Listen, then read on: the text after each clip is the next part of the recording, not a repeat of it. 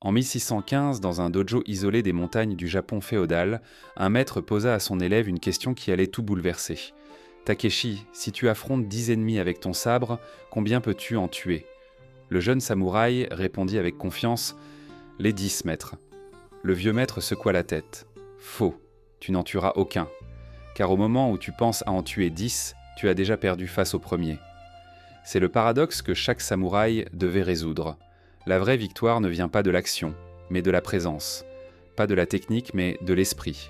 Pas du sabre dans ta main, mais du silence dans ton âme. Les samouraïs qui comprenaient en cela devenaient en fait des légendes. Ceux qui ne comprenaient en pas devenaient en fait des cadavres.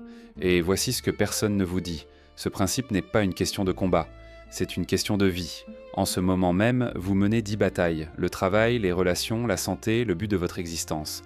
Et vous les perdez toutes pour la même raison que ces samouraïs mouraient sur les champs de bataille il y a 400 ans. Vous êtes partout sauf ici. Vous pensez à 10 ennemis au lieu d'affronter celui qui se tient devant vous. La question est, êtes-vous prêt à apprendre ce que les samouraïs savent? Nous sommes en 1615. Le shogunat Tokugawa a unifié le pays après des siècles de guerre civile. Mais dans les montagnes de la province de Haida, un dojo continue d'entraîner des guerriers à l'ancienne manière. Takeshi avait 17 ans quand la honte le trouva. Il s'entraînait au dojo depuis 5 ans. 5 années de pratique du sabre, de méditation, d'étude des classiques. Il pouvait exécuter les katas à la perfection. Ses frappes étaient des rapides, précises, techniquement impeccables.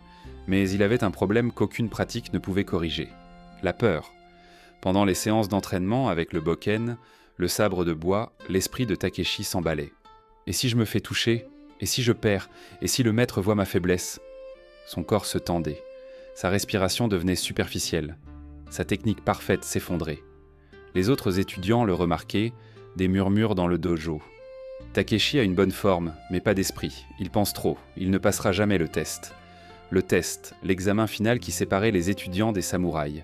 Un duel réel avec un sabre réel contre un maître. Pas jusqu'à la mort, mais jusqu'au moment où la mort devient inévitable. Un soir après l'entraînement, Takeshi s'approcha de son maître, Yamamoto Sensei. Le vieil homme était assis en seiza, position formelle à genoux, devant l'autel du dojo, les yeux fermés en méditation. Takeshi s'agenouilla et attendit. 5 minutes, 10 minutes, 15. Finalement, Yamamoto Sensei ouvrit les yeux.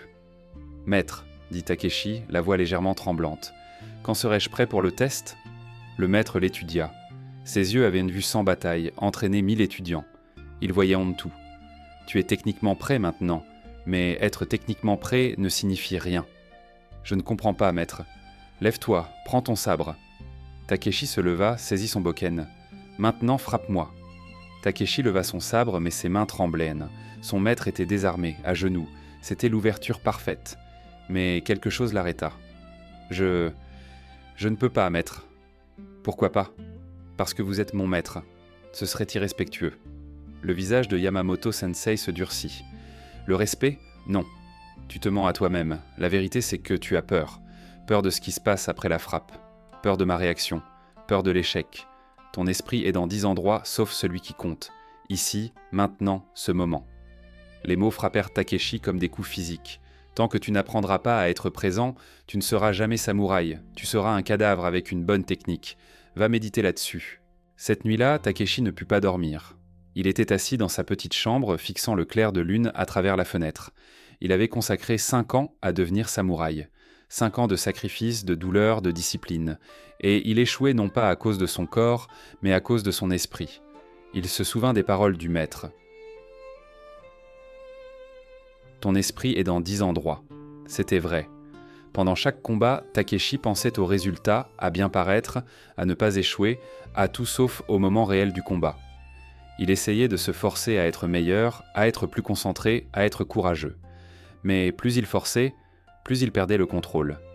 Et voici ce que Takeshi découvrit cette nuit-là. La contrainte ne fonctionne pas. Vous ne pouvez pas vous forcer à être présent. Vous ne pouvez pas vous forcer à être calme. Plus vous essayez de contrôler votre esprit par la volonté pure, plus il vous échappe. C'est comme essayer de saisir l'eau avec les poings fermés. Plus vous serrez, plus elle s'échappe. Le lendemain matin, Yamamoto Sensei annonça « Aujourd'hui, pas de pratique du sabre. Aujourd'hui, nous nettoyons. » Les étudiants gémirent intérieurement mais ne montrèrent rien. Discipline. Toute la journée, Chibarano ils balayèrent sur le dojo, lavèrent les sols, nettoyèrent les armes, organisèrent l'hôtel. Du travail manuel, un travail sans esprit. Du moins, c'est ce que Takeshi pensait.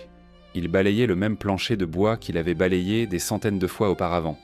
Son esprit vagabondait. C'est inutile, je devrais m'entraîner, le test approche. J'ai besoin d'améliorer ma technique, pas de perdre mon temps à nettoyer. Puis il remarqua quelque chose. Le maître balayait aussi, mais il balayait différemment. Chaque coup de balai était délibéré, concentré, complet. Quand il balayait à gauche, il balayait entièrement à gauche.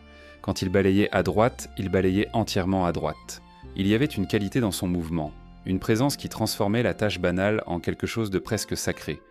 Takeshi regardait, fasciné. Après la fin du nettoyage, le maître l'appela. « Qu'as-tu appris aujourd'hui, Takeshi ?» Takeshi hésita. Que le dojo doit être maintenu propre. Yamamoto-sensei sourit. « Faux, viens avec moi. » Ils marchèrent vers une petite salle de méditation derrière le dojo principal. À l'intérieur, un seul rouleau était accroché au mur. 2 caractères en calligraphie élégante. « Shoshin » dit le maître, « l'esprit du débutant. » Sais-tu ce que cela signifie ? Aborder tout comme un débutant ? Plus profond. Quand un débutant prend un sabre pour la première fois, qu'y a-t-il dans son esprit ? Takeshi réfléchit. La curiosité, la concentration sur l'apprentissage. Oui, et quoi d'autre ? Rien d'autre. Juste le sabre, juste ce moment. Exactement. L'esprit du débutant est vide d'attente, vide de peur, vide de partout sauf d'ici. Le débutant ne pense pas à devenir le meilleur sabreur, il pense seulement à cette prise, cette posture, ce coup. Le maître s'assit en seiza. Takeshi suivit. Maintenant dis-moi Takeshi, quand tu balayes le sol, où est ton esprit ? Takeshi sentit la honte monter. Partout ailleurs, je pense à l'entraînement, au test, à l'avenir. Et quand tu te bats avec le bokken ? Pareil, je pense au résultat, à bien paraître, à ne pas échouer. Donc tu n'es jamais réellement présent pour quoi que ce soit. Tu balayes en pensant au sabre. Tu pratiques les sabres en pensant au test. Tu es toujours à un pas de la réalité. C'est pourquoi tu échoues. Les mots du maître étaient doux mais dévastateurs. L'arme la plus puissante du samouraï n'est pas le katana, c'est la présence. Zanshin, la conscience qui demeure. Fudoshin, l'esprit immuable. Honshin, l'esprit ordinaire. Tous pointent vers la même vérité. Sois ici maintenant, complètement. Il fit un geste vers le rouleau. Shoshin est la fondation. Vide ton esprit de 10 000 pensées. Affronte seulement ce qui est devant toi. Takeshi fixait les caractères. Maître, comment puis-je pratiquer cela ? Yamamoto-sensei se leva. À partir de demain, tu t'entraîneras différemment. Chaque tâche que tu fais, manger, marcher, balayer, pratiquer le sabre, tu la feras avec une attention complète. Quand tu manges, tu manges. Quand tu marches, tu marches. Quand tu balances ton sabre, il n'y a que le sabre, rien d'autre n'existe. Pour combien de temps ? Jusqu'à ce que tu comprennes. Peut-être un mois, peut-être un an, peut-être jamais. Cela dépend de toi. Cette nuit-là, Takeshi commença. Il s'assit pour méditer. Mais au lieu d'essayer d'accomplir quoi que ce soit, il s'assit simplement en respirant, présent. Les pensées surgissaient. Est-ce que je fais ça correctement ? Est-ce que ça marche ? Et si j'échoue ? Chaque fois, il reconnaissait la pensée et revenait à sa respiration. Ici, maintenant, ce moment seulement. C'était la chose la plus difficile qu'il ait jamais faite. La première semaine fut une torture. L'esprit de Takeshi se rebellait contre la présence. Chaque activité semblait atrocement lente. Prendre le petit déjeuner devenait une éternité. Marcher vers la salle d'entraînement ressemblait à patauger dans la boue. Son esprit hurlait « C'est inutile, tu perds ton temps. Tout le monde s'améliore pendant que toi, tu es juste présent. » Mais il continua parce que le maître lui avait donné un chemin et Takeshi le suivrait jusqu'au bout. La deuxième semaine apporta un changement. Pendant la méditation matinale, Takeshi vécut quelque chose d'étrange. Pendant quelques secondes seulement, le bavardage constant dans son esprit s'arrêta. Pas parce qu'il l'avait forcé. Il s'arrêta simplement. Dans cet espace de silence, il entendit le vent dans les arbres dehors, le craquement du bâtiment en bois, son propre battement de cœur. C'était comme se réveiller d'un rêve, comme s'il avait été endormi toute sa vie et qu'il ouvrait soudainement les yeux pour la première fois. Le moment passa. Le bavardage mental revint. Mais maintenant, Takeshi savait que le silence était possible. La présence était réelle. Il intensifia sa pratique. Quand il balayait, il devenait le balayage. Le mouvement du balai, le son des poils sur le bois, la sensation dans ses bras, c'était son univers entier. Quand il mangeait, il goûtait chaque grain de riz, mâchait lentement, vivait l'acte simple de se nourrir. Quand il marchait, chaque pas était complet. Talons aux orteils, poids qui se déplace, équilibre qui s'ajuste. La 3e semaine apporta le vrai test, séance d'entraînement. Takeshi affronta un autre étudiant, un combattant talentueux nommé Kenji qui avait déjà passé son examen final. Il tenait Totsime tous deux des bokken. L'ancien Takeshi aurait pensé « Kenji est meilleur que moi, et si je perds devant tout le monde, je dois impressionner le maître ». Le nouveau Takeshi se tenait simplement présent, conscient, immobile. Kenji attaqua, une frappe rapide par-dessus, et quelque chose de miraculeux se produisit. Le corps de Takeshi bougea sans penser. Il se décala, dévia et contra tout en un mouvement fluide. Pas de pensée, pas d'hésitation, juste une réponse pure. Kenji recula, choqué. Ils recommencèrent, se battirent à nouveau. Cette fois, Takeshi ne combattait pas Kenji.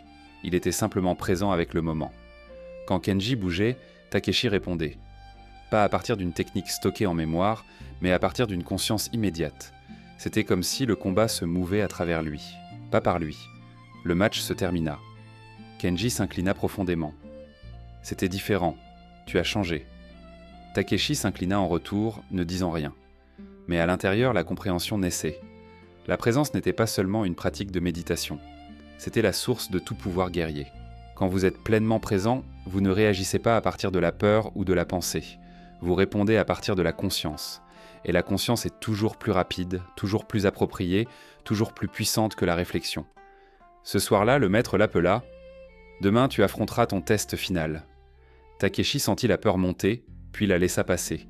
Ici, maintenant. Seulement ce moment. « Oui, maître, je suis prêt. » Pour la première fois en 5 ans, c'était vrai. L'aube, la cour du dojo. Takeshi se tenait en hakama et gi, sabre de bois en main. En face de lui, Yamamoto Sensei tenant un vrai katana. Oui, un vrai sabre. De l'acier aiguisé, c'était la tradition. L'étudiant utilise le bois. Le maître utilise l'acier. Autour de la cour, d'autres étudiants et maîtres de dojo voisins observaient nains. C'était formel, officiel. Il y aurait des témoins du succès ou de l'échec de Takeshi. Yamamoto Sensei parla, sa voix portant à travers la cour silencieuse. Takeshi s'est entraîné pendant 5 ans. Aujourd'hui, il affronte le test. Non pas pour me vaincre, c'est impossible, mais pour montrer l'esprit du guerrier, pour démontrer la présence sous pression, pour prouver qu'il est samouraï. Le vieux maître s'installa en kamae, posture de combat. Le katana brillait sous le soleil du matin. Le cœur de Takeshi battait fort, ses mains voulaient en trembler. L'ancien Takeshi se serait noyé dans les pensées en ce moment. Et si j'échoue? Et si je m'embarrasse? Et si je meurs? Mais le nouveau Takeshi prit une respiration, sentit ses pieds sur le sol, entendit le vent dans les bambous, vit la posture de son maître. Ici, maintenant, seulement ceci. Le maître bougea.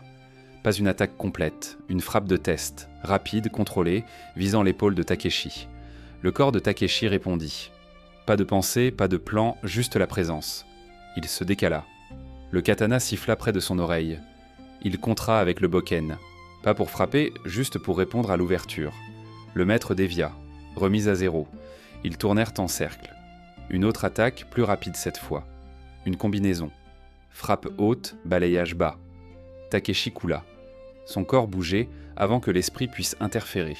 Bloquer, esquiver, contrer. Le katana ne le toucha jamais.